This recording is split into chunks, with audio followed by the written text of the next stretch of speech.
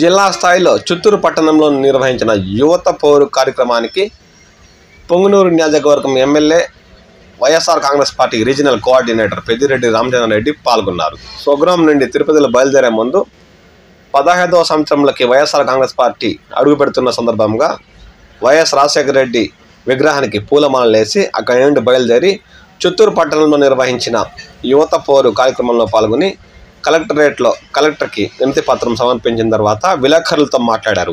ఆ దృశ్యాలేంటో చూద్దాం పదండి. అదేవిధంగా నిరుద్యోగ యువతకు 20 లక్షల ఉద్యోగాలు కానీ లేకపోతే నెలకు 3,000 రూపాయల చొప్పున నిరుద్యోగ వృత్తి కానీ ఇస్తామని ఏదైతే హామీ ఇచ్చాడో చంద్రబాబు నాయుడు వాటిని కూడా నెరవేర్చాలా. తప్పనిసరిగా విద్యార్థులందరికీ కూడా పేద విద్యార్థులందరికీ కూడా వైఎస్ రాజశేఖర రెడ్డి గారు దివంగత ముఖ్యమంత్రి కల్పించిన ఫీజు రియంబర్స్మెంట్ ద్వారా చాలామంది డాక్టర్లు అయ్యారు, ఇంజనీర్లు అయ్యారు, పెద్ద పెద్ద చదువులు చదువుకొని పెద్ద పెద్ద ఉద్యోగాలు చేస్తూ ఉన్నారు.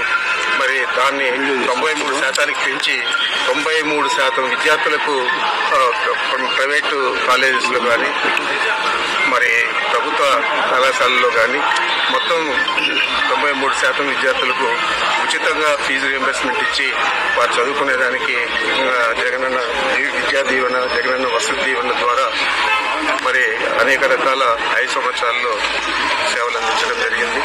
మరి ఈరోజు 5వ త్రైమాసికం జరుగుతూ ఉన్నా కూడా ఈరోజు ఫీజు రియంబర్స్మెంట్ ఇచ్చే పరిస్థితి లేదు.